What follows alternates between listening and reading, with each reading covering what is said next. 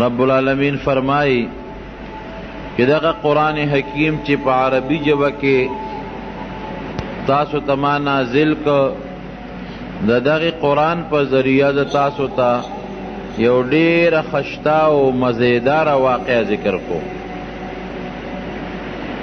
او نبی علیہ السلام ته الله فرمایي چې مخکې د دې واقعې ذکر تا ته نه دی شوی او د دې نه تا ته هېڅ قسمه اطلاع نه وه مونږ دې پې خبره نبی کریم صلی الله علیه وسلم په مکه مکرمه کې مدینه منورې ته لا هجرت نو کړی او یهودیان په مدینه منوره کې اوسېدل نو مشرکانو د یهودو نه تپوس وکړه چې داسې څه سوال راته وښایې چې مونږ یې په دې پیغمبر باندې وکړو په نبي علیه السلام او دې پې چپ کړو هغوی ورته ووایي چې تاسو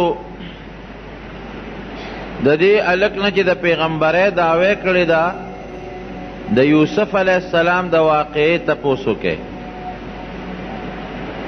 دا معلومات ته وکړئ او دا تپوس ته وکړئ چې یوسف علیه السلام دی خو په شام کې اوسېده بني اسرائیل د دې اولاد دی نو دوی مصر ته څنګه منتقل شو بني اسرائیل چې کم یهودیان ځان ته بني اسرائیل دی او دغه قوم دی نو یوسف علیہ السلام او دغه پلار خو شام کې اوسېدل دي مصر ته څنګه رالل د دې تپوس ته وکړئ او د یوسف علیہ السلام پوره تپوس ته وکړئ د هغه واقعات چې هغه درته بیان کړي نو که دا واقعه بیان کړه دی به رښتونی پیغمبري که دی بیان نه کړه دی به دروغجني بیا او دا تپوس یې ځکه وکړه چې د یوسف علیہ السلام واقعه د مکې په عربو کې مشهوره نه وه چاته هم دا واقعه په مکه کې نه وه معلوم او یهودیان او عیسایان هم په مکه مکرمه کې نو چې پیغمبر علیه السلام یې د تپوس وکړي نه د مکې خلکو ته دا قصه معلومه وه نو ځکه یهودیانو د مکې مشرکانو ته ووایي چې له دې تپوس ته وکړئ دی رالل او نبی علیہ السلام ته کېناستل ورته خو پته وه چې دا قصه مونږ ته نه ده معلومه ده ته هم نه ده معلومه یهود او عیسایین نشته چې د هغه نه معلومات وشي نو دی نبی علیہ السلام به دا واقعه مونږ ته بیان نه کړي شي دی به چپ پاتې شي وی چې مونږ ته د یوسف علیہ السلام قصه وکړه او په دې م پوهې کا چې بني اسرائیل چې کوم د یوسف علیہ السلام او د یعقوب علیہ په حقیقت کې د یعقوب علیہ السلام اولاد دی د اسحاق علیہ السلام نو په دې باندې مونږ پوهې کا چې دا بني اسرائیل خو مصر کې شام کې مصر ته څنګه رالل پیغمبر علیہ السلام جبریل علیہ السلام ته رجوع کړه او حضرت جبریل علیہ السلام د رب العالمین نه په قرآن حکیم کې پوره یو صورت راوړه چې هغې ته صورت یوسف وایي او هغه واقعه مکمل اول نه آخره پورې د مکې مشرکانو ته بیان کړه اگر چې هغې ایمان راونړه خو دا د نبی علیہ السلام د نبوت او د پیغمبرۍ غټ دلیل شو ځکه دا واقعه چې نبی علیہ السلام پوره بیانوي د کوم ځای نه بیان کړه نه خو دغلته کې څوک یهودي عیسایي شته چې د هغې نه زده کړي نه عربو کې دا واقعه چاته معلومه وه پته لګي چې دا د رب العالمین وینا ده او الله فرمایي نحن نقص عليك احسن القصص بما اوحينا اليك هذا القرآن وان كنت من قبله من الغافلين اے پیغمبر تا ته اس علم نو تا ته دې واقع پته نه وه د قرآن حکیم د وحی په ذریعه هم تا ته دا یو خشته مزیدار او خوشګه اعلی قسم درته بیان کړه چې ته دا خلکو ته ووایې او دا ستا د نبوت او د پیغمبرۍ یو مضبوط دلیل شي رب العالمین په دې صورت کې د یوسف علیہ السلام څلېرویشت کرته ذکر کړی دی او د یوسف علیہ السلام واقعه پوره په دې صورت کې ذکر ده په بل صورت کې د یوسف علیہ السلام قسم نه ده ذکر یوسف علیہ السلام څوک ډېر عبرتونه دي پکې ځکه دا واقعه تاسو ته بیانو د مسلمان دپاره او د انسان دپاره او خصوصا د نبی علیہ السلام د امت دپاره په دې کې ډېرې د الله تعالی د قدرت او زمونږ د عبرت نښې دي چې هغه راته یو یو زه ورسره بیانوم یوسف علیہ السلام چې د هغه د پلار نوم یعقوب علیہ السلام، دیم پیغمبر او پلاریم پیغمبر. د یعقوب علیہ السلام د پلار نوم اسحاق علیہ السلام، او د اسحاق علیہ السلام د پلار نوم ابراهیم علیہ السلام.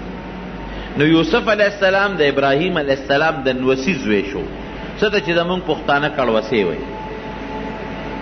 پخپله پیغمبر، پلار پیغمبر، نیکه پیغمبر، د نیکه پلار پیغمبر. او یو ځل د پیغمبر علیہ السلام نه تپوس کیږي چې بهترین او کریم او عزتمند انسان څوک دی؟ نو پیغمبر علیہ السلام ورته فرمایي الکریم ابن الکریم، الکریم ابن الکریم ابن الکریم ابن الکریم، یوسف ابن یعقوب ابن ابراہیم ابن اسحاق ابن ابراہیم. عزتمن چې پلاریم عزتمند دی، نیکیم عزتمند دی، او د نیکه پلاریم عزتمند دی. هغه څوک دی؟ یوسف دی. یوسف ابن یعقوب، یوسف د یعقوب علیہ السلام زوی، یعقوب د اسحاق علیہ السلام زوی، او اسحاق د ابراهیم علیہ السلام زوی. دا زوی د هغه پلار، د هغه نیکه، د هغه د نیکه پلار، د دې عزتمن خاندان د آدم علیہ السلام په بچو کې بل څوک نه دی تیر شوی. یعقوب علیہ السلام اوسېده کوم ځای؟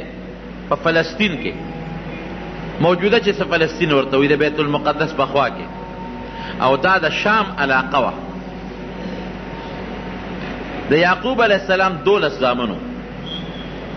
یوسف علیہ السلام د دې یو بل ورور بنیامین، دا خپل منځ کې سکرونو، پلار یې یو مور یې یو، او دا باقي 10 رونه چې د دوی کومو دا د دې میرني رونه و، پلار یې شریکو او میندې جدا وي.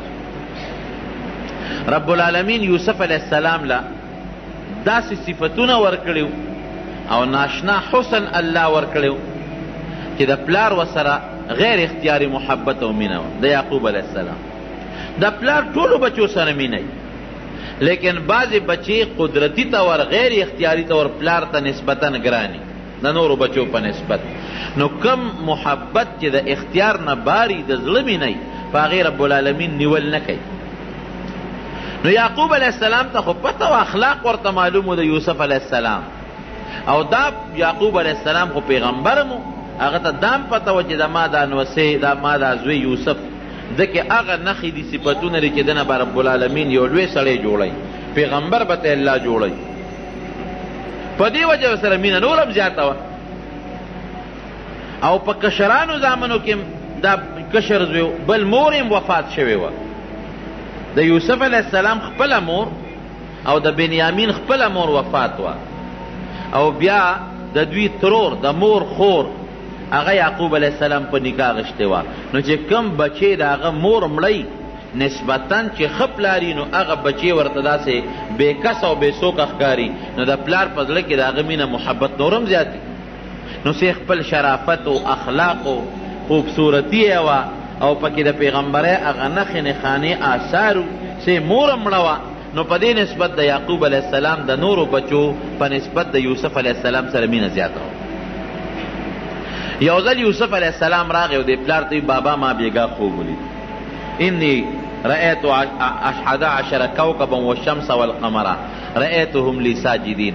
د شپې مې خوب ولید 11 ستوري او نور او سپومې دا ما ته په سجده پرېوته. چې پلار ته خوب بیان که، پلار خو پیغمبر اپوی شو، ورته وی بچې پام کوه ګورې دا خوب چاته بیان نه کړي. یا بنی لا تقصص رؤیاک علی اخوتک فیکیدوا لک کیدا ان الشیطان للانسان عدو مبین. بچې ګورې پام کوه چې دا خوب د دې رونو ته بیان نه کړي، ځکه هغه ته پته وه چې د ماره د نورو زامنو د یوسف علیہ السلام سره حسد دی او بغض دی، او په دې وجه ورسره بغض و چې د پلار د سره مینه ولې زیاته ده، مونږ سره کمه او د سره زیاته ده. پلار ورسره محبت ولې کوي، د ده ولې زیات خیال ساتي. نو بچی اسم په زړه کې در سره بغض دی، حسد دی، او که دا خوب دی ورته بیان که، نو ګورې هغه بغض او حسد یې نورم زیاتېږي. هسې نه شیطان به یې درته ولمسوي دارونه، او تا ته سازش جوړ نه کړي، سکیم درته جوړ نه کړي او ضرر درته ونه رسوي. اب پې پوه شو چې دا 11 ستوري خو دا 11 رونه دي. او نور او سپومې د یوسف علیه السلام دا مور او پلار دی. لکه ترورې په نکاح غشتې و پلار نو بس میره مورم مورین. نو دا مور او پلار دا نور او سپومې او 11 ستوري دا دارونه دي. دا ټول بستا دا تعظیم او ستا د عزت طرف ته ټیټېږي او ستا عزت به کوي. دا به ټول ستا تابع کېږي په آخر وخت کې. نو بچې ګورې که دا خوب دي ورونو ته ووایې، ورونو ته دا پته ولګېده چې موږ به آخر وخت کې د یوسف تابع کېږو، نو اسین در سره بغض او حسد دی، څه سکیم او سازش به درته جوړ شي.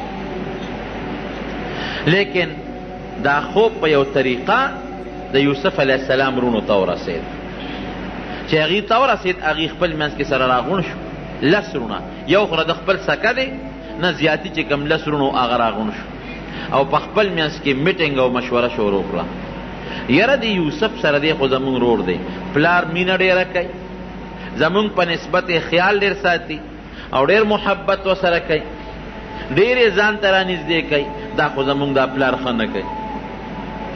او دا فطري خبره ده چې د 2 یا 3 زامنې د انسان او پلار یو سره مینه کوي، د دې نورو بچو بیا پلار ته غوسه کېږي، مور ته غوسه کېږي چې ښه ادیم زوی دی او موږ دیم زامن یو. د هغه ډېر خیال ساتي، زمونږ خیال نه ساتي، نو پلار ته یې غوسه کېږي او هغه رور ته یې غوسه کېږي. دا یو انسان کې فطرتن یو سیس پروت دی، دا د انسان د فطرت تقاضا ده. نو هغه 10 ورونه یې غوسه و چې ښه مونږ خو لا مخکې نه ورته غوسه و چې پلار ورسره مینه کوي، محبت ورسره کوي، ځان ته یې ډېر رانږدې کوي او دا خو لا سبا به دې لوی سړی به د ده نه جوړېږي او موږ به ده ته سجدې کوو، موږ به ده ته ټیټېږو، د سلامونه به کوو. دا موږ نشو زغملی. ښه څه به کوو؟ یو ورور یې وی اچې مړ یې کړو، اخوا به یې بوځو مړ به یې کړو.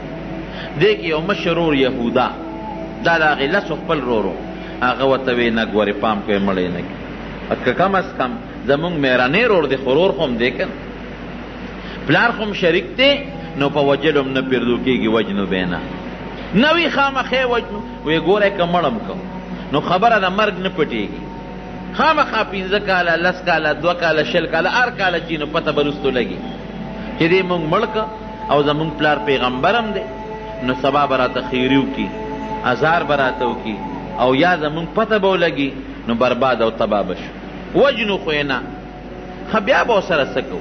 وی داسې به وکړو چې ته لرې ځنګل ته به یې بوځو، هلته به یې په یو کوي کې ور وغورځو، بس مونږ به اخلاص شو، د قتل نه به مونږ بچ شو، په مونږ به د قتل الزام ونه لګي او د مرګ د ګناه نه به بچ شو.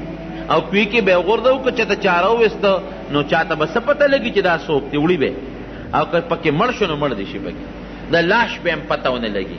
که دلته یې وجنو خو لاش یې معلومېږي، بس کوي ته به یې وغورځو، خپل کار به کوي سر. خالته به یې څنګ بوځو، نو خپل منځ کې میټینګ وکړو، پلار له راغلل، وی بابا مونږ تاله راغلی، مونږ همیشه سیل کو او ښکار لځو، چکر لګو او زمونږ دا کشر رور یوسف چې زمونږ ورسره ډېره مینه ده او ستا هم ډېر خوښ دی، دیم دې دله مونږ بوځو، چکر به پې ولګو، منډې ترړې به ووایي، ښکار به وکړي، خوشحاله به شي. پلار ورته وي نه بچې دې خو زه نه پرېږدم، ځان نه یې نه جدا کوم. بیا وله رالل بابا نه مونږ سره به دې خامخا پرېږدې او دی مونږ لازمن بوزو او ته په مونږ یریږي چې دته به مونږ څه ضرر ورسو، دا زمونږ رور نه دی، ته زمونږ پلار نه تا به مونږ خفه کوو، دا خو زمونږ کشر دی، زمونږ رور دی او مونږ غواړو چې دی مونږ بوزو، چکر پې ولګو، سیل پې وکړو. یعقوب علیه السلام ورته وایي انی اخاف ان یأکله الذئب وانتم عنه غافلون. بچې ګوره زه یریږم، هسې نه شرمخې ده نه ونه تښتئ، شرمخې ونه خوري، تاسو به په خپل سیل کې په منډو ترړو به یې غشي به ولې، اسونه به ځغلوئ او هسې نه چې زما دا بچې ده نه چې ته شرمخ ونه تښتئ، شرمخې ونه خوري. دا ولې یعقوب علیه السلام دا ټکې ولې و چې شرمخ به وتښتئ؟ یو خو په دغې ځنګل او په علاقه کې شرمخان ډېر زیات، او دویم د یعقوب علیه السلام دوی ته اشاره و چې تاسو شرمخان یې، تاسو یې رانه ونه خورئ، ګورئ تاسو شرمخان یې رانه ونه خورئ، ماتې نه کې، او یا په دې ځنګل علاقه کې شرمخان ډېر دي، نو هسې نه شرمخې ونه تښتئ. وی نه بابا هېڅ فکر چې ونه کې او دی به مونږ سره منډې ترړې وای چکرې به ولګئ او مونږ به حفاظت کوو په حفاظت به دله واپس راول چې پلار یې پوره مجبور کړو نو دی ځان سره واغېسته دی د 12 یا د 14 کالو په دغه وخت کې یوسف علیه السلام ځان سره په مخه کړ نو د پلار په مخ کې خو بیا کله په یو مخ کولو او کله بیا په بل مخ کولو کله به اوچت که په غیږ کې به ونیوه او کله به بیا په ځمکه باندې کېنو او پلار ورسره بار ووت د دې وجې نه بچو ګورې ډېر پې یېرېږم تاسو خو زلمي خو زما د دې بچي به ګوره ډېر خیال ساتئ 10 مېرني وروڼه او یو دیش بنیامین دې پاتې شو هغه وروسته دی لا ماشوم د پلار چې تر څو پورې ورته نظر و هغې پورې به یې دی کله یو یې اوږې ته او کله بلې اوږې ته کله به یو ښکله او کله به بل ښکله خو چې کله د پلار د نظر نه غیب شو د اوږې نه یې ځمکې له راوبرو لته یې وله ورکړې دیکې یې وله ورکړې ده وی ښه تاسو خو زه د پلار نه څونه په مینه راوستم په ما سیل او چکر یې لګوې اوس مې وهې نو د یو ورور نه به یې بل ورور له منډې کړې چې ما را دنه خلاص کا نو هغه به ولې لته ورکړه ځمکې له به یې راوبرو نو بل له به یې منډه کړې نو هغه به لته ورکړه نو بل له به یې منډه کړې نو هغه به لته ورکړه نو بل له به یې منډه کړې لکه بال غوندې چې خلک یې پلتو وي دقسې پلتو به یې و او ورته به یې څه وې وې ځکه نو اوس هغه 11 ستورو ته دې اواز کړه چې دې رانه خلاص کړي هغه نور او سپومې ته دې ووایه چې اوس دې رانه بچ کړي ته خو یې ما ته به نور او سپومې 11 ستوري سجدې لګئ هغې هم پوه شو هغه هم د پیغمبر بچي و چې دا 11 ستوري مونږ یو نور او سپومې را د مور او پلار دي دله به الله عزت ورکوي او مونږ به ورته کوس پاس کېږو دا چې ته مونږ برداشت کوو لته به یې ورکړه وې شا به هغه 11 ستوري دې راوله چې دې رانه بچ کړي ځکه نه هغه نور او سپومې دې راوله چې دې رانه خلاص کړي دې غریب ورته جاړې او چغې ورته وایي په دغه وهلو او ټکولو باندې یو لوی ځنګل ته بوت او په هغه ځنګل په دې منځ کې یو شړک وي قرآن حکیم کې ورته الله غیابات الجب وایي غیابات غیابه عربی کې هغه ځای ته وایي چې شړ او دشت او بیابان او تیاره ځای وي داسې پټ ځنګل د تیارو ځای او جب هغه کوي ته وایي چې هغه کچک وي غاړه یې پخنې نو داسې کوي چې هغه د تیارو نه ډکي ډېر اوږد پې هغه غریزه علاقه وه نو په هغې کې اوس هم په دې ممندو کې یا په دې نورو قبایلي علاقو کې تاسو که کویان وکتل هغه ډېر زیات جوور وي هغې کوي ته یې ورسو بوید نو چې کوي له به یې غورځو دیکه به یې ورکوله نو دې به ور پورې کلک ونښته ای ظالمانو ما څه ګناه کړې ده ما در سره څه بد کړي دي خوب خو ما لیدي دي نو په قصد خو مې نه دي لیدي دا خو ما ته الله پړه کې اچولی دي لته به یې وله په دا خېټه کې ورکړه زه شا به هغه ستورو ته دې اواز کړه چې اوس دې رانه خلاص کړي هغه نور او سپومې ته دې اواز کړه چې دې رانه بچ کړي نو دې به پورې نښتې او نه به جدا کېده نو کمیس یې ته وویسته او لاسونه یې وله شاته وتړل خپې یې وله وتړلې او اوچت یې که په درز باندې کوي ته وغورځه دا رب العالمین په خپله دا واقع قرآن حکیم کې ذکر کړي چې کوي کې وغورځو رب العالمین څه چلو روایاتو کې راځي چې جبریل علیه السلام ولا الله راولېږي چې دې سینګ وغورځو جبریل علیه السلام کلک ونیوه په کوي په دا میانس کې چې دې کاڼي ته یو بوته ونه رسېږي او د کوي په دې ډټ کې په دې غاړه کې یو تیږه راوتې وه جبریل علیه السلام اوچت واغېشت هېڅ قسمه تکلیف ورته ونه رسېد او په هغه تیږه باندې کېنه او چونکې ردنه یې جامې ایستې وې کمیس او پرتوب دواړه یې تېستې و د جنت نه یې ولې یو مزېدار او خشته ښکلې د ریخمو کمیس راوړی و هغه کمیس یې ورته واچو او ورته څه وایي وی هېڅ فکر چې ونه کړي د رب العالمین د طرف نه مونږ به تا د دې کوي نه وباسو دا د الله حکم دی او دا رونه د دوی دا سکیمونو باندې به تا مونږ خبره وو دې رونو ته به دې پته لګي بیا دا واقع به مونږ په دوی باندې ښکاره کوو یوسف علیه السلام بس په هغه کوي کې کېناست چې دا کم مشر ورور و یهودا دې لږ لسوان دی و دې به د دې نورو وروڼو نه پټ راته او څه ډوډۍ موډۍ به یې راوړله ورته به یې غورځوله اواز به یې ورکړ ډوډۍ به یې ورغورځوله اوبه به یې وله راوړه یو لوښي کې هغه به یې ورته ورغورځوله یو ورځ ورپسې راغی، په بله ورځ راغی، یو څو ورځې پرلپسې چې راغی، چې څو ورځې تېرې شوې چې دی راغی اواز یې ورکړ یوسف، ول اواز نه ورکړی، بیا اواز ورکړ یوسف، بیا ول اواز ورنه. او بس وی معلومیږي دا چې زمونږ غرور په دې کې وي چې ته مړ دی، مړ شوی دی. قدرت رب العالمین چې څوک بچ کوي د چا پلار ورته نقصان نشي رسول، دا زمونږ ایمان دی چې الله د انسان ملی او د الله امداد کوي، د دنیا یو طاقت هغه ته نقصان نشي رسول. دا الله خپل قدرت ښیي. لقد کان فی یوسف و اخوته آیات للسائلین، د عبرت نښې دي پکې د یوسف علیه السلام او د ده د وروڼو په دې واقع کې. یو قافله په دې لاره راتېرېدله،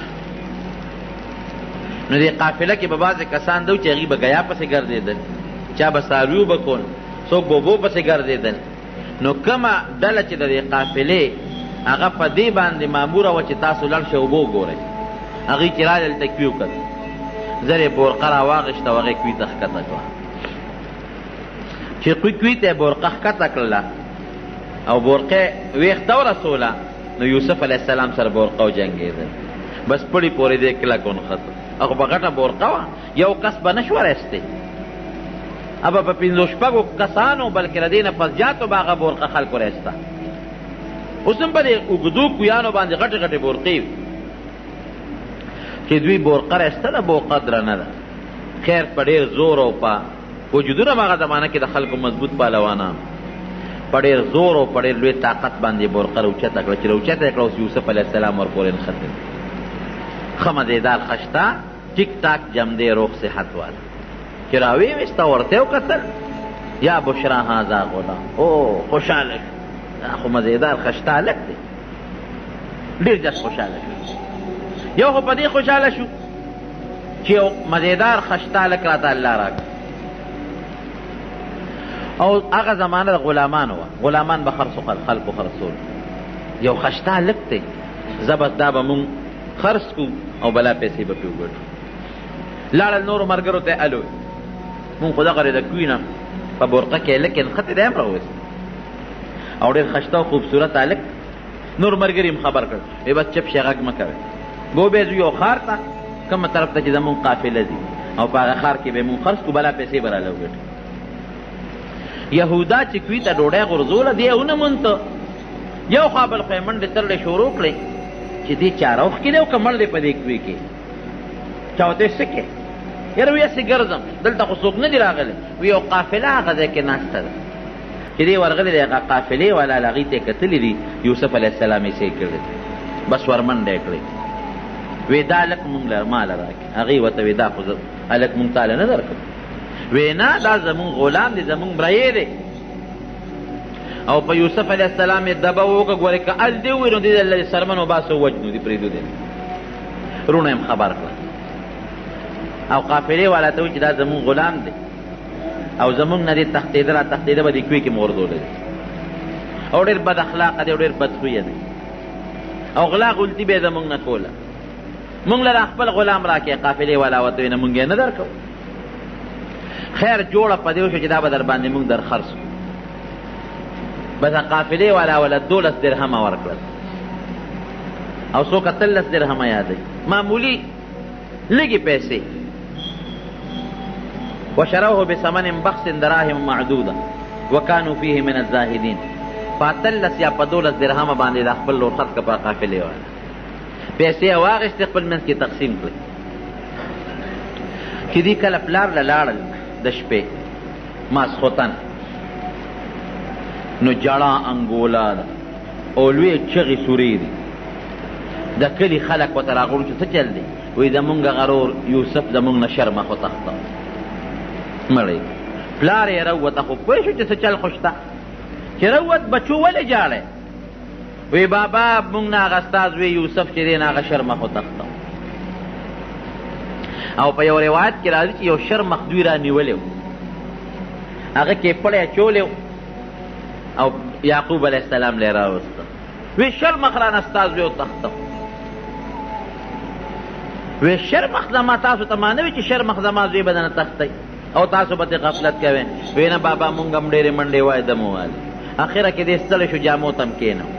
نو مونږ منډې تړلې والې چې مونږ راتلو شرمخ دې تختولی وو او شرمخ همدا دې رانیولې دی اوس چې ته ورسره څه کوې نو به ستا مخکې به دې شرمخ تا زویشتولی دی. او کمیس د ګډې یا د چیلې یا د اوسې په وینه کې لړلې وو. هغه یعقوب علیه السلام له ورکوي دا ستا د زوی کمیس دی او دا هغه وینه ده ستا د زوی، دا هغه بچي. موږ څو په شرمخ وتښتو، موږ خو یې خیال ساتم. یعقوب علیه السلام چې کمیس ته وکتل نو کمیس شلېدلې نو ټیک ټاک و. وی ډېر هوښیار شرمخ و چې زما زوی یې وجه و کمیس یې ترې روغېستی دی. شرمخ خو چې هلک شلی خو کمیس د هغې نه مخکې شلی چیر پار کې. نو دا دونه هوښیار شرمخ دی چې زما د زوی نه یې روغ کمیس وویسته او بیا زما زوی خوړلی دی. او دا شرمخ ته وی او وی وایه شرمخه دا د پیغمبر معجزه په هغه ذات د ستا قسم یې رښتیا وایه چې کوم ذات ته پیدا کړی و دا دواړه جهانه پیدا کړي دي، زما زوی دې ولې خوړه. وی شرمخ ورسره خبرې شروع کړې چې یعقوب دا زامن دې دروغ وایي، زه دوی په جال ښکار کړم او رب العالمین په مونږ حیواناتو د پیغمبرانو د هغوی د بچو وینې او غوښې حرامې کړي. دروغ وایي، دروغ. قال بل سولت لكم انفسكم امري انفسكم فصبر جميل والله المستعان على ما تصفون. بس وی لده ته یو خبره خشته کړې وه او زما زویم زمانه غیب کو، زه به صبر کوم او رب العالمین چې دی ابه ما سره په دې کې امداد کوي. یعقوب علیه السلام د خپل بچي پسې ژړل، دومره د زوی پسې وژړل چې سترګې د ژړا د وجې نه ړندې شوې. وابیضت عیناه وهو کظیم، زړې د غم د وجې نه او سترګې د ژړا د وجې نه مکمل ړندې شوې، نظر یې لاړ ختم شو. او هر وخت به الله ته ژړل چې یا الله زما بچي یوسف خو ما سره میلاو. الله ورسره وعده کړې وه، دې تمه وه چې ما نه به د خپل بچی الله راولي. خو کله به راولي، یو کال پس، 2 کاله پس، 3 کاله پس، 10 کاله پس. او څه پته لګي چې زما په بچي به څه ژوند تېرېږي. د چا غلامۍ کې به ګډه چیلی به سره کوم ځای به نور ته به سوري ته به هوا ته به یخنۍ ته به ګرمۍ ته به. دا خو ډېره ګرانه خبره ده. الله تعالی دې مسلمان د دې صدمې نه وساتي. قافلې والا یوسف علیه السلام بوته مصر ته، د مصر ښار. د مصر په ښار کې خرڅو. نو چې خرڅو یې نو بولی پې شروع شو. نو چې نبی علیه السلام فرمایي چې رب العالمین د دې دنیا نیم حسن ورکړو، نو دې به څونه خشته بل پکې خشته او صاف الله ښودي، خشته اخلاق پکې الله ښودي. نو بولی پې شروع شوه. نو قیمت یې دې حد ته ورسېده چې یو سړي پکې یو سوداګر وی چې د ده دې به په تله کې واچو، نو چې څومره سره زر د ده د وزن برابري په هغې ظالم دې حد ته قیمت ورسېد. په لاره باندې د مصر وزیر خزانه تېرېده، عزیز مصر، چې هغو قتل بولی شروع ده او خلک صفتونه هم کوي، تماشې هم خلک راغلی دي. هلکه وی څه چل دی؟ وی دا یو قافلې والا چې یو غلام راوستی دی، خرڅی دی. دا دومره ګڼه ګوڼه دا ده څه ده؟ وی هغه ډېر زیات خشته هلک دی او ډېر خوبصورته دی او ډېر ښو اوصافو والا دی. نو د هغه قیمت چا سره نه برابرېږي او بولي پې شروع ده. چې عزیز مصر د مصر وزیر خزانه ورغې ورته وکتل، قدرتي د ده مینه ورسره رب العالمین پیدا کړي. اوس الله څه کوي؟ د پیغمبر د غیږ نه الله کوي ته ورسو، کوي د ویښ نه رب العالمین د بادشاهۍ دربار ته اوس رسوي. ګوره الله چې څه کوي د انسان په عقل کې نه تېرېږي. بهر کیف چې دی بادشاه ورته وکتل، محبت پیدا شو. وی څونه ته بولي ورسېدله؟ وی دا مخامخ سوداګرې اخلي او دی وایي چې د دې په تله کې باچومو چې څومره سره زر د ده سره په تله کې په وزن کې برابرېږي په هغه یې اخلي. وزیر خزانه وی عزیز مصر، وی زه د دې نه پر زیات والم. وی په څو یې اخلي؟ وی چې دا مالک یې څومره غواړي په هغه یې علم. مو مانګي قیمت، ته چې څومره پیسې غواړئ بس هغه وایه چې دا هلک د نه زه والم. هغه وی ښه دومره د دې نه زیات سره زر او دومره دراهم او دنانیر. بس حکم یو که هغه پیسې وله ورکړئ او یوسف علیه السلام یې ځان سره پاس باندې سور کو، کور ته یې بوت. رب العالمین د بادشاهۍ دربار ته ورسېد. ښځې له یې بوته، د ښځې نوم یې زلیخه دی. وی ښځې او ماشوم مې راوست او ډېر خالق دی، ځان سره لویوه تربیت یې کوه، خو د دې عزیز د دې وزیر خزانه د مصر بچی نشته، نارینه اولاد یې نشته. وی داسې کار دی چې دا لږ ډېر ښه دی، مونږ ته په ده باندې الله تعالی ډېره فایده ورسوي. هغه دا دی چې مونږ به دې خرڅ کړو، ډېرې لویې پیسې به رالو کړي، او که د ښو اخلاقو خاوندو په بچیوالی په زویوالی به یې ځه وساتو، یا به ځان سره بچي کړو، او که بچی نی نو خرڅ به کړو، نو مونږ ته به دومره فایده ورسوي چې زبردست تجارت کې به مونږ ته ډېره لویه ګټه به ورسوي. چې زلیخې ورته وکتل، د هغې ورسره مینه د دې خاوند په نسبت د هغې نه هم زیاته شوه. یاره سړیه داسې به وکړو چې د تجارت دا نوم به تېره منځه وباسو، لوی به یې کړو، اسیم زما ستا زوی نشته، به دا زمونږ زوی شو. وی ډېره ښه ده ښځه. اخوا په یوسف علیه السلام په یعقوب علیه السلام په پلار یې غم تېرېږي، اخوا د بچو هغه د بغض او د حسد هغه دروازه الله کوله وکړه، هم په پلار معلومه شوه. دې خوا دې کوي ته ورسېد، سوداګرو راوویسته په مینه او په محبت باندې. رب العالمین د هغې لږې مینې محبت د وجې نه هغوی ته څومره پیسې ورکړې، او دې خوا رب العالمین د بادشاهۍ دربار ته او د یو وزیر کور ته راوسته. الله ګورې دا ښیي ډېر زیات عبرتونه دي پکې. یو خدا چې په لویو خلکو څومره لوی خلک وي، هغه مشکلات او غمونه پې ډېر راځي، لکه په یعقوب علیه السلام څومره غمونه راغله. او دویم دا چې په بچي باندې یوسف علیه السلام نه وروسته رب العالمین ډېر لوی سړی جوړی، نو څومره پریشانې او مصیبتونه پې راغلل. الله قرآن حکیم کې فرمایي ان مع العسر یسرا، ان مع العسر یسرا. دا طالبان پې پوهېږي چې سختی لږه ده او هغې سره اساني ډېره زیاته رب العالمین راولي. او پښتانه م وایي که نه، وایي سختې پسې راتئ. نو په یوسف علیه السلام رب العالمین دومره سختی راوسته، کوی ته ورسېد، د هغې نه پس په الله راته راولي. دا هم تا ته الله یو عبرت او یو سبق ښیي. که در باندې پریشانی راشي او سختی راشي، نو الله ته فریادونه شروع کا، ګیلې او شکوې د الله نه مه کوه، فریاد شروع کا، رب العالمین به د هغه سختی او هغه مصیبت په خوشحالو باندې بدل کړي. او بل لوی عبرت پکې څه دی، ګورې بغض او حسد ډېر خطرناک شی دی. د یعقوب علیه السلام رونو بچو د خپل رور یوسف علیه السلام سره بغض او حسد شروع کړ، نو نقصان یې چاته شو. ټیک ته ظاهر کې پلار ته هم ضرر ورسو، رور ته هم ضرر ورسو، لیکن د رب العالمین په نظ مختورن څوک شو؟ همدغه د یعقوب علیه السلام زامن د یوسف علیه السلام رونو. ګورې بغض او حسد ډېر خطرناک شی دی، ډېره لویه ګناه ده. چې مصر ته ورسېده، د مصر د وزیر خزانه د عزیز مصر ښځې ورسره رب العالمین انتهایی محبت پیدا کو، ډېر زیات به د یوسف علیه السلام خیال ساته لکه د خپل زوی په شان دی. هلته پې رب العالمین بل امتحان راوست. ګوره د نیکانو زندگی د امتحاناتو ده، او بیا د پیغمبر ټول ژوند د امتحاناتو نه ډک. هلته پې الله داسې امتحان راوست چې د مصر د بادشاه دا کومه ښځه ده، د دې وزیر خزانه، اپې مینه شوه، د هغې ورسره محبت او مینه پیدا شو. یوسف علیه السلام به ترې ځان ساته.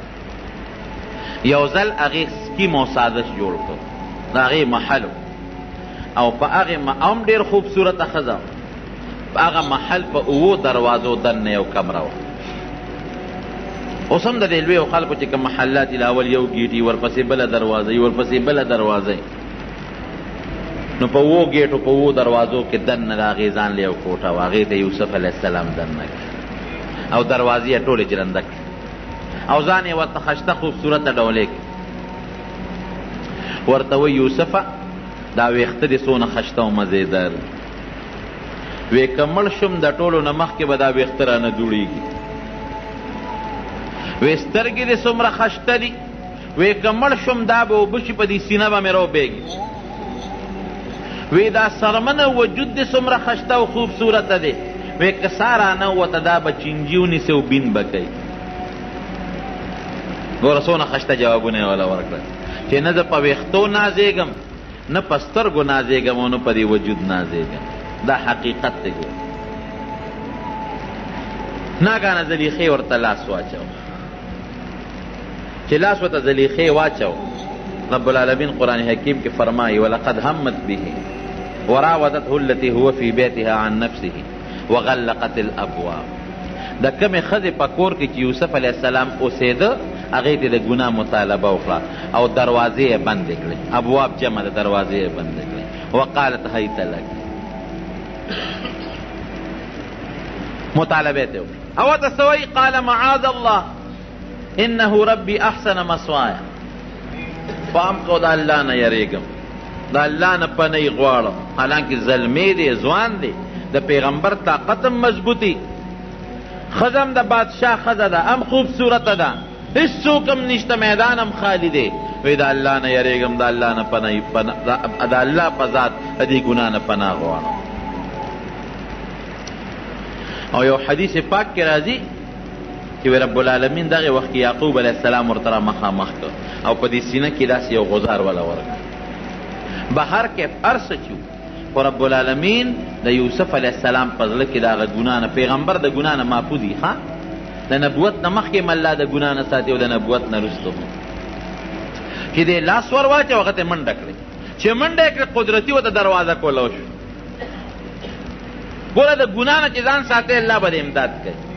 چې منډه یې کړې بله دروازه کولی شو، وواړه دروازې ته به ویږه چا ورته کولی وکړې، خو چې بار اووت د دې زلیخې خاوند ولاړو او شاته نه دی ونیو، کمیس یې وله وشلم، د شا د لمنې ته شو چې څنګه. او دا زلیخه ورپسې ده، هغه خپل ناروا او هغه خپل خواهش په مخه اخیستې، دا ورپسې منډه ده او دې ته مخکې دی لمنې ته شو. خو چې دواړه ووتل د بادشاه اوس عزیز مصر مخامخ ولاړ دی چې هغو قتل. اوهو دا زما ښځه څه کوي، دا هلک ته مخکې دی او دا ورپسې ده. هر څه ولیدل. یوسف علیه السلام خو یارېده، خدای خو بچ که الله. ورته ویې عزیز مصر زما ګناه ګورې نشته، ښه دا یې زه ترې راوتښتېدم او ستا دې ښځې ما نه مطالبه کوله او د ما نه یې کمیس هم وشله او زه ترې راوتښتېدم. اوس هغه ښځه څه وایي؟ هغه هم ملامته شو ځکه هر څه خاوند په خپلو سترګو ولیدل. او ورته څه وایي؟ وی نه بادشاه سلامت، داسې هلک دې راوستل چې د ما نه یې مطالبه وکړه او ما ورپسې رانه وتښتېد، راومې نیوه خو وتښتېد رانه، ما نه وتښتېد، ما نه د ګناه مطالبه کوي او ما راونیوه خو رانه راوتښتېد. اوس به څه کېږي؟ ښځه وایي ما ته یې لاس راچولی، ما ته ځان وساته او ده رانه منډه کړې. او یوسف علیه السلام وایي نه ما ته یې لاس راواچو، زه ترې راوتښتېدم، د ګناه ته مطالبه دې کوله. عزیز مصر اوس دې وخت کې پریشانه ده چې اوس ګناه د یوسف ته او که ګناه د ما د ښځې. یوسف علیه السلام ورته وایي چې صاحب داسې کار وکړه چې زما ګناه نه ده، د دې ګناه دې ما ته لاس راچولی، ده ته راتښتېدلې. هلته کې یو ماشوم یو سړي سره په غېږ کې ماشوم بچی، داسې ماشوم بچی چې لا پیر وي د مور.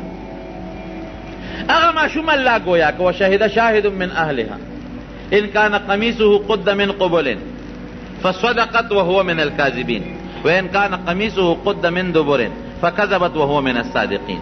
هغه راکوټ ماشوم الله ګویا او ماشوم هم د یوسف علیه السلام نو چې هغه د حپره وکړي، هغه د زلیخې د خاندانو. وی عزیز مصر بادشاه سلامت، زه یو فیصله کوم. خلقو وی او ماشوم ته ګوره د تی او د هغه خبرو ته ګوره، ټول ورته مخکې ته څه فیصله کوې؟ وی د یوسف کمیس وګورئ، که کمیس لمنې مخکنه شلېدلې وه نو بیا دې دروغجن دی او زلیخه رښتونې ده، ځکه مخکې کمیس خو هله شلېږي چې ده حمله کړې ده په زلیخې او د هغې اړه نو هغې به تې جامې شلولي چې ما ته مه رانږدې کېږه. او که کمیس یې لمن شاته شلېدلي نو معلومېږي دا چې غلطي د زلیخې ده او یوسف ګورې پاک دی. زه چې تا سره جګړه کوم او زما کمیس شلېږي د مخې به شلېږي، او چې ته راپسې نښلې او زه درنه منډه وامه نو چې ستا غلطي نو بیا به زما لمن شلېږي. وګورئ لمن مخکنی شلېدلې ده او که وروستنی شلېدلې ده. فلما رأى قميصه قد من دبر قال انه من كيدكن ان كيدكن عظيم. او چې کمیس ته وکتل شاته لمن شلېدلې وه. ماشوم خو رښتیا وایي که چرتې زلیخې غلطي د یوسف و تا ته یې لاس اچولی وې د مخکې ګریوان به شلېدلی و، دا خو د شاته لمن شلېدلې ده. معلومېږي دا چې تا لاس ور اچولی و دنه نه منډه والی. انکې ستاسو سکیم و مکر چې دی دا ډېر خطرناک. زه ماړو غږ ونه که خو مې داسې قسمه خلک په ښځو کمزوري وي. یو ټکې ووې یوسف اعرض عن هذا واستغفري لذنبك انك كنت من الخاطئین. یوسف علیہ السلام ته وای اے یوسفه پام کو دا خبره بار مشوره نه کې ګورې، ځکه اوس به خلک تا نه تپوسونه کوي، ته به وایې چې زلیخې ما نه د غلطو مطالبه کړې ده. نو پام کوه دا خبره بار ونه باسې. او ښځې ته څه وایي؟ اوس په کار ده چې ښځې له سزا ورکړې وې. یوسف علیه السلام ته وایي ګورې پام کوه، چا ته غږ ونه کړې، څوک خبرې نه خبر نه کړې، نوره بېعزتي به مې وشي. یوسف اعرض عن هذا. او ښځې ته وایي بس چې څه دې کړي دي غلطي دې کړې ده، الله نه بخښنه غواړه. اوس خو په کار دا وه چې ښځې ته یې کوتک نیولی وې یا سزا یې ورکړې وې. نه نه کمزوری او غریب شته که دې زمانه کې هم په ښځو کمزوري شته. واستغفري لذنبک، پام کوه وګورې بس خدای نه بخښنه غواړه. یاره تاسو ډېر بې خونده ښځې یې. ښه بس دونه ټکې یې ډېر بې خونده یې تاسو. هغه دا خبره خو دغه ځای پورې فیصله شو. دلته فیصله شوه خبره. یوسف علیه السلام ته بس دا وایي چې بس ته چپ شه، نور به غږ نه کوې، او ښځې ته وایي د الله نه بخښنه غواړه. خبره مشهوره شو. دغه څو کسانو خو خبره واورېده او بادشاه عزیز مصر ویې ګورې غږ به نه کوې. خبره مشهوره شو. چې خبره مشهوره شوه د مصر په ښځو کې، او زلیخا دا ګوره د لوی وزیر ښځه ده او د یو خپل غلام نه د ناروا مطالبه کوي. دوه غلطۍ دي. یو خدا چې د دومره لوی سړي ښځه او ګناه طلب کول، او دویم دا چې ګناه طلب کوي نو په کار دا وه چې ته د لوی سړي نه طلب کړی وې. نو یو خو په خپل غلام باندې دا مینېږي، یو غلام نه دا د ګناه مطالبه کوي. دا خو ډېره بېکاره ښځه ده. د دې اړه ته خو دا محبت ډېر دننه ننوتی دی. دا خپل ځان ته نه ګوري او خپل غلام ته نه ګوري چې د ناروا مطالبه کوي. نو په کار دا چې د وزیر نه یې کړی وې، یو خپل غلام او د مرئي نه مطالبه کوي. ښځو په مخه واغېشته، پراپېګنډې شروع شي د وزیرانو ښځو، د مشیرانو ښځو، د افسرانو ښځو. دا پراپېګنډې شروع کړو. خو چې دا پوه شوه چې دا خو زما خلاف پراپېګنډې شروع شوې، بېعزتي مې کېږي، کوڅه په کوڅه راپسې خبرې شروع دي، نو دی اوس د دې نه پسې ځان خلاص کړ. دی یو دعوت وکړ او هغې کې قسم قسم میوې کېښودې او د ټولو وزیرانو د غټو غټو افسرانو ښځو له دعوت ورکړه چې ټول راشي.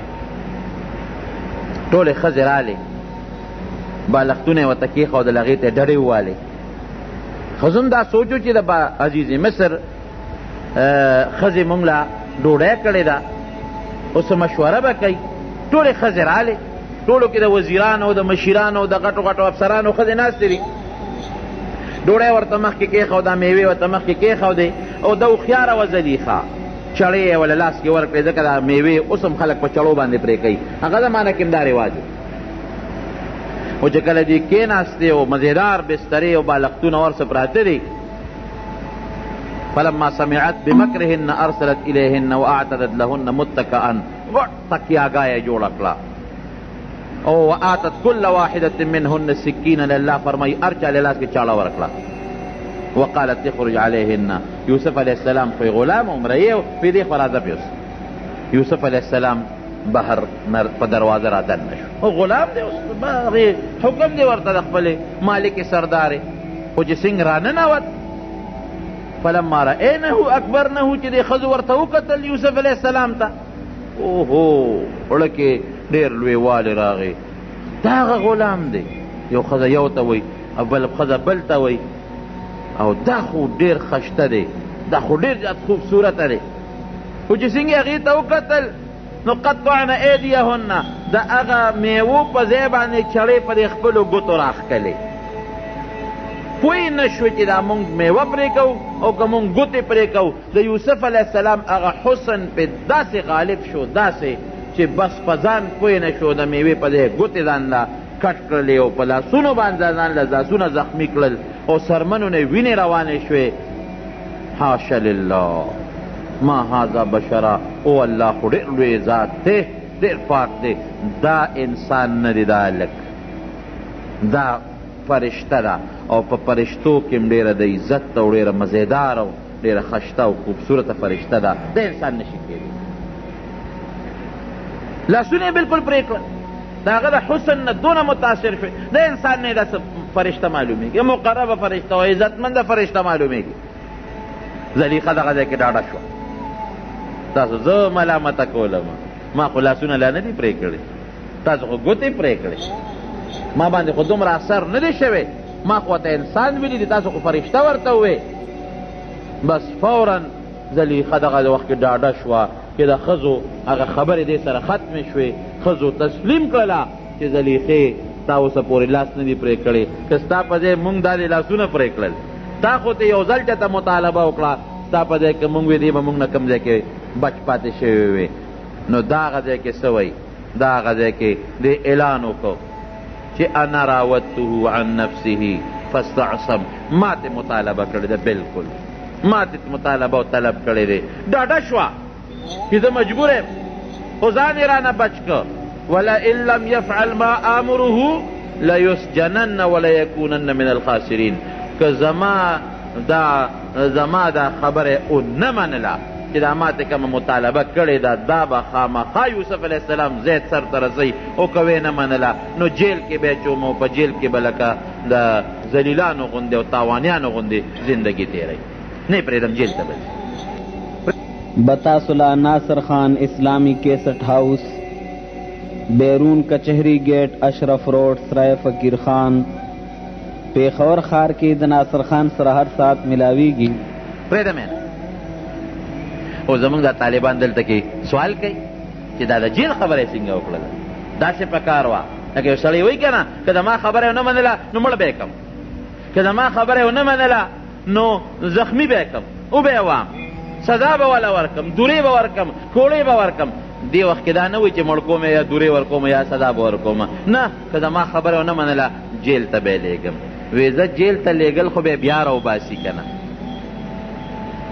خو یې معشوق و که نه، جیل ته لېږل خو نو دی پړه نه راتله چې زه ده ووایم چې دله به سزا ورکړم، یا زه به یې مړ کړم په مرګ. یوسف علیه السلام کوم ځای پیرزو کېده، یا سزا او دورې والا کوم ځای ورکوي، د هغې د خولې نه دورې لفظ وتل کوم ځای کېږي، جیل ته به ولېږم، معمولي غوندې سزا والا ورکوم. بیا هم دا خبره داسې وکړه، زه خو جیل کې بله شل ورځې تېرې کړي، خو زما د اختیاره به بیا به سبا راوباسم. ښځو بیا ورته مجبور یې، بلکل تا چې څه کړي دي ښه دي کړي. یوسف علیه السلام دغلته څه وایي؟ ربي السجن احب الی مما یدعونني الیه. یا الله جیل ماله د دې ګناه نه بهتر دی، جیل مې خوښ، که ته ما جیل ته لېږې بلکل تیار تابعدار. خو دا ګناه خو تصور د مانه نه کېږي، سوال نه پیدا کېږي چې د دې ګناه وکړي، بلکل قطعا نه کېږي، جیل مې خوښ دی. الله ما ته جیل د دې ګناه نه خوښ دی. والا تصرف عني کیدهن اصب الیهن واکن من الجاهلین. خو الله د ګناه نه مې ګورې ته ساتې، ګوره د ګناه نه ساتندون کې څوک دی؟ رب العالمین. الله نه به سوال کوي چې ما د ګناه نه وساته. ګنې شیطان درته دا ګناه داسې خشته کي چې سړی په ځان ورته بیا نه پوهېږي، پردی مال هره ګناه چې وي. نبی علیه السلام فرمایي دا شیطان سړي ته دا ګناه خشته کي، مزینه کی، ډوله کی، او چې کوم عذاب د الله را طرف نه په ګناه مقرر دی، هغه عذاب د انسان د ذهن نه وباسي، دی بیا خامخا ګناه کوي. یا الله که د دې ښځو د مکر نه دې ونه ساتلم، ګورې زه به د ډېرو ناپویو نه شم. یا الله ما به د دې د مکر نه ساتې، جیل لاله بهتر دی.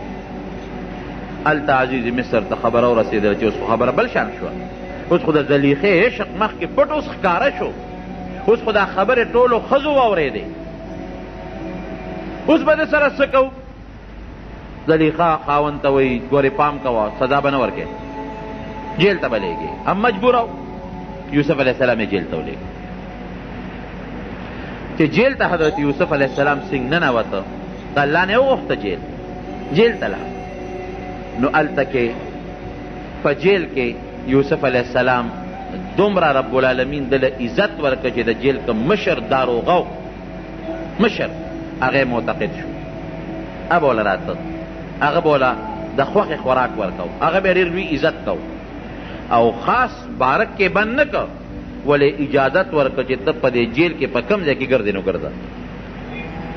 او ممکن ده زما اړه کې دا یو ټکې راځي چې ممکن ده دا د بادشاهانو د وزیرانو د ښځو نه خو دا افسران مجبوروي، ممکن ده زلیخې به ورته ویلي چې ګوره جیل ته مې در لېږلي دي، خو ګزاره ورسره کوه، ولې محبت او مینه خو یې ورسره وکړه، په دومره سخت خو یې پرزوم نو. نو جیل کې ورته مکمل اجازت و، خلک به راتلل ورسره به میلاوېدل، تپوسونه به ترې خلکو کول، حسن یې ډېر زیات و، او چې کوم انسان خشتۍ ښکلې وي د انسان ورسره قدرتي طور مینه هم پیدا کېږي. نبی کریم صلی الله علیه وسلم فرمایي دوی کله چې د معراج ته وختم زما د پیغمبرانو سره ملاقات وشو، یوسف علیه السلام مې ولیده، وایي چې ما ورته وکتل نو د دې ټولو دنیا د خلکو نیم حسن رب العالمین یوسف علیه السلام له ورکړی. پیغمبر علیه السلام فرمایي نو جیل کې ورسره د خلکو محبت پیدا شو، د خلکو مینه ورسره پیدا شوه، خلک به راتلل تپوسونه به یې ترې کول. دوه کسانو جناب، او ده به په جیل کې څه کول، د ده ډیوټي څه وه، ده به د مریضانو تپوس کو، او چې کوم جیلیان و هغوی له به د صبر تلقین ورکو، خیر دی صبر وکړې، ګوره ما باندې الله تعالی داسې امتحانونه راوستل چې دوی ته الله وغورځولم، الله راوویستم. بیا را باندې بل امتحان راغی د عزیز مصر په کور کې د ګناه، هغې نه الله وساتلم. اوس را باندې د امتحان راغی، نه مې څه غلطي کړې ده، نه مې ګناه کړې ده، نه مې مرګ کړی دی، نه مې لاره شکولې ده، او جیل ته راغلی. خیر دی صبر کوئ، الله به مې امداد وکړي د جیل نه به مو بس. هر چا ته به د صبر تلقین ورکو، او چې کوم به بد اخلاقه جیلي وو هغه ته به نصیحت کو چې ګوره په بد اخلاقۍ کې ته جیل ته راغلی، او پام کوه آینده دپاره دا ګناه ونه کړې، دا غلطي ونه کړې، دا معمولي جیل دی، د خدای جیل ګورې د قیامت پر ورځ دوزخ ډېر لوی شی دی. لاس ساته، خلکو ته به خشته نصیحت کو، د خلکو اخلاقي تربیت به کو، او خلکو له به صبر تلقین ورکو، د مریضانو تپوسونه به کول، د هر چا ورسره مینه محبت پیدا شو. چې دی جیل ته ننوتېده نو 2 هلکان ورسره جیل ته ننوتل. قرآن حکیم کې الله فرمایي ودخل معه السجن فتیان، 2 هلکان. هغه 2 هلکان څوک وو؟ یو د بادشاه، کوم چې لوی بادشاه، د عزیز خو وزیر و، کوم چې لوی بادشاه و د هغه ریان نوم و، ریان. هغه بادشاه د موجوده فرعون چې کوم و د موسی علیه السلام زمانه کې چې کوم فرعون و، د دې فرعون نیکو، د دغه فرعون نوم چې کوم د موسی علیه السلام په زمانه کې دریاب کې غرق شو، د هغه نوم ولید و، د هغه د پلار نوم مصعب و، او د مصعب د پلار نوم ریان و. دا هغه ریان و دا چې کوم د یوسف علیه السلام په زمانه کې دا فرعون وی. فرعون د مصر د هر بادشاه یو لقب و. نو د هغې بادشاه یو ساقي شراب به یې پسکل، او یو خاص ډوډۍ والا و. اوس هم د دې بادشاهانو مخصوص کسانی کې په هغوی باندې پوره اعتماد، ولې زهر مهر ورته وانه چوي، خراب شی پې ونه خوري. نو د یمن د بادشاه سره د دې بادشاه روانه وه، جګړه وه. هغې د یمن بادشاه دا کوشش شروع کړه چې د مصر د بادشاه ریان دا خو ډېر مضبوط دی، د دې لښکر خاوند دی، په بله طریقه خو یې زه نشم والی، راشه ورته به دا غلامانو له پیسې ورکړمه، زهر به ورته واچي، دی به مړ شي. دې دواړو له ډېره غټه پیسه ورکړه. دې ساقي له دا شراب چې په بادشاه څکل، او دا بل چې کوم ډوډۍ والا و لنګري، دې له پیسې ورکړې. باورچي چې ورته تاسو وایه وی تاسو به په ډوډۍ کې ورته زهر واچې، ته به په شرابو کې معمولي غوندې زهر واچې، په بادشاه به دا خوراک او اوبوس کې چې دا مړ شي. وی ډېره ښه خبره ده. نو هغې طباخ چې هغه کوم باورچي و لنګري، هغه په هغه خوراک کې اعلی خوراک بادشاه له تیار کړو، پکې معمولي زهر ور واچو، تیز زهر و. او چې کوم شراب والا و هغه په شرابو کې ورته زهر ګډ کړ چې ته به ډوډۍ ورکړې، زه به شراب ورکړم، دا به اوس کې مړ به شي، او پیسې یې د هغه یمن د بادشاه نه اخیستې وې.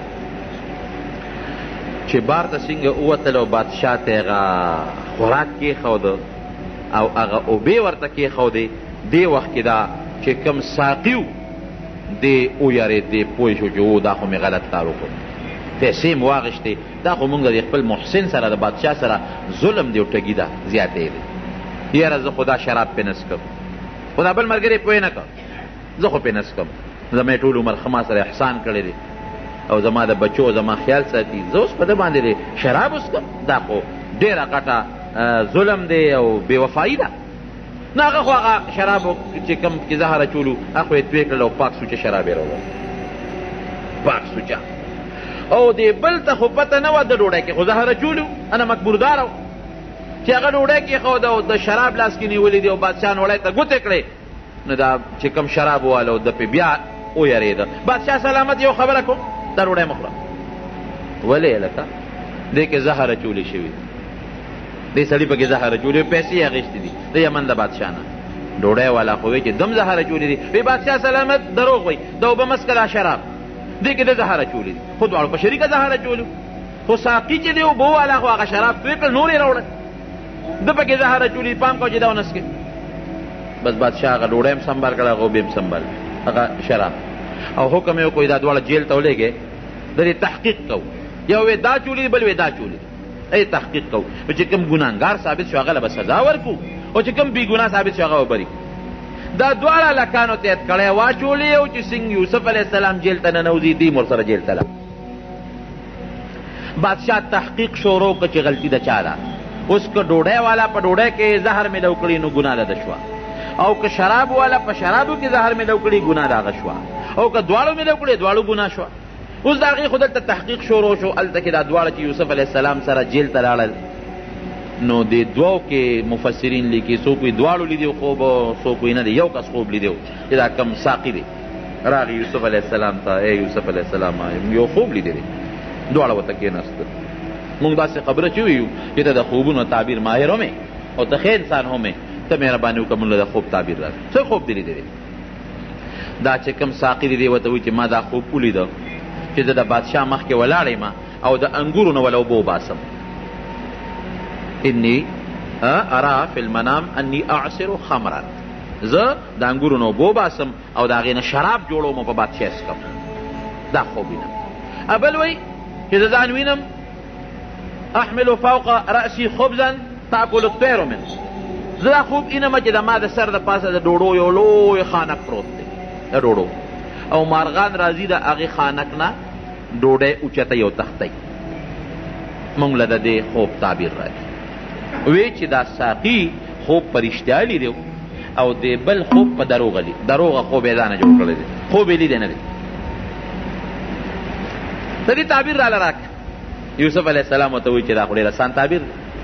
وی ته چې یې ساقي ستا د خوب تعبیر دا چې ته به خلاصېږي او بیا به د بادشاه مخکې ولاړ او شراب به پسکې، ځکه تا په خپله خوب داسې ولید چې زه انګور نه چوڼوم د هغې نه شراب جوړوم په بادشاه څکم، نو بس ته به واپس بری کېږې او هغې انګورو نه به اوبه وباسې او په بادشاه به څکې. او دی بل ته وایي چې تا ځان ولیده چې ستا په سر ډوډۍ پرتې دي او مارغان راځي د هغې نه ډوډۍ تښتوي خوراک تښتوي، نو ته به سزا کېږې او په سولی کېږې به، او ستا وجود چې دی هغه به هلته په سولی باندې اویزان دي، مارغان به راځي او ستا د سر نه به غوښې تښتوي او مړ به پروت دی. هغه څه وایي هغه هلکه نه یاره وایي ما خو دروغ وایي ما خو خوب نه دی لیدلی. دی بل خو یې ما لیدلی دی هغه لیدی ما دروغ وایي ما خوب نه دی لیدی خطا شوې. یوسف علیه السلام ورته وایي چې که خوب دی لیدی دی او که نه دی لیدی، خو چې کوم تعبیر مې وویست همدقسې به د الله فیصله کېږي. پوهه دې اوس خپله ده. زمونږ علما دلته لیکي چې دروغ خوب به چرته نه بیانوي، دروغ به نه جوړوي. او کم انسان چې دروغ خوب جوړ کړ په دروغه د قیامت په ورځ به رب العالمین دله په لاس کې 2 اوربشې ورکړي، 2 اوربشې، او دته به وایي شابه دا اوربشې یو بل سره غوټه کړه. نو اوربشې څوک 2 یو بل سره غوټه کولی شي؟ اوربشو له به څنګه غوټه ورکړي؟ د غنم دانې دواړه یو بل سره څوک غوټه کولی شي؟ او فرشته به ولاړ وي ابه وایي شابه غوټه کا دی غوټه ورکول نه شي، او تر څو چې دی نه شي ورکولی فرشته به ورله سزا ورکوي وهي به. دا ډېره خطرناکه ګناه ده. نبی علیہ السلام دې ته په دروغو کې خطرناک دروغ ویلي دي چې څوک د ځانه خوب جوړوي. ولې؟ ځکه دا خوب د دې انسان د دماغو ته زړه ته الله راچوي. خوب څوک راچوي؟ ښه خوب الله. نو تا دا زه تا ته وایم چې دا خوب ما لیدلی څه مطلب چې دا الله د ماړه ته یو خبره راچولې ده او الله نی راچولې. الله ستاړه ته خبره نی راچولې ته وایي چې الله د ماړه ته خبره، نو په الله رې دروغ ووایې که دروغ خوب خو دا مطلب ما خوب ولید، نو خوب خو درته الله پړه کې راچي او الله نی راچولې. ته وایې خوب مې خو الله راته پړه کې خبره راواچوله، نو چې الله نی راچولې او تا په الله دروغ وایې دا ډېر خطرناک دروغ دی. دې نه ځان ساتئ. دویم دا چې خوب دی ولیده نو هغه چاته به خوب بیانې چې هغه 2 صفته لري. یو د خوب په تعبیر پیږي، دویم تا سره همدردي وي. ګورئ ولې که د خوب په تعبیر نه پوهېږي او هغه ته د خوب بیان که نو غلط تعبیر به وباسي، نو همغسې به کېږي بیا. او که یو سړي سره د همدردي نه وي در باندې زړه نه خفه کېږي او هغه ته د خوب بیان که اب هم دله غلط تعبیر وباسي. نو بیا به همغسې کېږي، هغسې به ولې کېږي؟ یو حدیث کې راځي، حدیث قدسی دی، انا عند ظن عبدی بی، نبی علیہ السلام فرمایي چې الله وایي چې په ما باندې بنده څنګه ګمان کوي زه همقسې یم. نو تا خوب ولیده مثلا او د هغې خوب درته ما تعبیر بیان که، غلط مې بیان که، یا تا خوب نه دی لیدی او ما تعبیر درکه، نو ستا کې به هغه سودا راشي چې دا کار جوړ داسې کېږي. په الله دې هغه ګمان پیدا شو چې دا کار به داسې کېږي، نو چې په الله دې کوم ګمان پیدا شو الله به همغسې در سره کوي. پام کوئ د خوب متعلق چې خوب د ځانه جوړ نه کوي ګناه ده، او که خوب هم ولیده نو هغه چاته به بیانوی چې کوم تاله ښه تعبیر وباسي پوهېږي او د سره همدردي وي چې مزیدار تعبیر درته درکړي. او بل درته ووایم که چا خوب ولید د یارې خوب، درې قسمه خوب دی. یو هغه خوب چې د الله را طرف نه دی، هغه عموما سار وخت کې سړی ویني. یو هغه خوب چې هغه د شیطان د طرف نه دی، شیطان د یارې خوبونه په دې اړه کې راولي. او دریم هغه خوبونه دي چې یو سړی د ورځې څه کوي نو هغه په خوب کې ویني. لکه مثلا یو کلندر دی او خوب ویني وي پېښور له باروبار خوب ویني، یا مثلا یو ترکان دی هغه په خوب کې ترکاڼي ویني، یا مثلا یو دکاندار دی هغه په خوب کې دکان کې ناست دی او روجي غوړي تلي. دا دریم دا هغه دي چې د په دماغو کې دروازې کوم شی ناست دی نو خوب کې د شپې هغه وي، دې له خو هېڅ حقیقت نشته. بل هغه چې شیطان ورته په زړه کې کومه خبره د یارې خوبونه او د هیبت خوبونه ور واچوي، دې له هم څه حقیقت نشته. دریم هغه خوب دی چې رب العالمین رحماني خوب په زړه کې ورته ښه ښه سوچونه را واچوي. نو اوس که یو انسان غلط خوب ولیده، بلکل خطرناک او غلط خوب، نو یریږي به نه. پیغمبر علیه السلام یې مونږ ته یو دم خولی دی، هغه دم چې د استعمال کو اسم نشته، بلکل چې ونه یریږي. خطرناک خوب، د یارې خوب، د هیبت خوب. داسې چل به وکړي چې اعوذ بالله من الشیطان الرجیم به ووایې او ګس طرف ته به لاړې وتوږي، بیا به ووایې بیا به ګس طرف ته لاړې وتوږي، بیا به ووایې بیا به ګس طرف ته لاړې وتوږي. بس د خوب اثر به ختم شي. هر قسمه خطرناک او د هیبت خوب که تعالی دي د هغې هېڅ اثر به ني. او که هغه وخت کې د یاد ني سار را پاسې دی دا عمل وکړه. او که سار دې یاد نو هر کله چې دا خوب درته را مخکې شو، هر کله نو بس یو ځل دا عمل وکړه چې درې ځله ګس طرف ته اعوذ بالله ویل او ورسره لاړې توکل. که جومات کې د جومات نه بار وځه نو اعوذ بالله ووایه درې ځله او هر یو ځل سره ګس طرف ته لاړې وتوکه، د دې خوب به هېڅ قسمه غلط اثر نه دی، دم شو. بس دا تجربه ده. او که مزیدار او خشته خوب دی ولیده، نبی علیہ السلام دی په خوب کې ولید، الله دی په خوب کې ولید، یو نیک سړی دی په خوب کې ولید، مونځ دی ولید، هر قسمه نیکي، نو د الله تعالی حمد ادا کوئ الحمدلله. او راشئ دوه رکعته نفل وکړه، لږه صدقه ورکړه، بیا برته رب العالمین د دې نه نورم خشته او مزیدار خوبونه ښیي. خو دروغ خوب جوړول دا ډېره غټه ګناه ده. به هر کیف هغه یو خو وی چې ما دروغ ویلي وي، زه اوس چې څه شوي دی هغه شوي دی او چې څه دی به کېږي. بادشاه هلته کې تحقیق وکړو، چې تحقیق یې وکړو هغه خو آسان کار و، هغه زمانه کې خو لیباټرۍ نه وې، هغه خوراک یې راواخېسته او هغه په یو حیوان باندې وخوړه او چې څنګه یې وخوړه هغه مړ شو. پته ولګېده چې خوراک کې زهر و. هغه اوبې راواخېستې هغه بل یو حیوان ته کېښودې، هغې حیوان هغه شراب وڅښل، هېڅ یې ورته ونه وې. نو دا پته ولګېده که چې شرابو کې شراب والا څه نه دی اچولی او خوراک والا په خوراک کې زهر اچولی دي، بس دواړه یې راویستل. قاضي فیصله وکړه چې دا کم د بادشاه باورچي دی، لنګري دی، د زهر اچولی دی، لہذا دې سنګسار شي، دې مړ شي.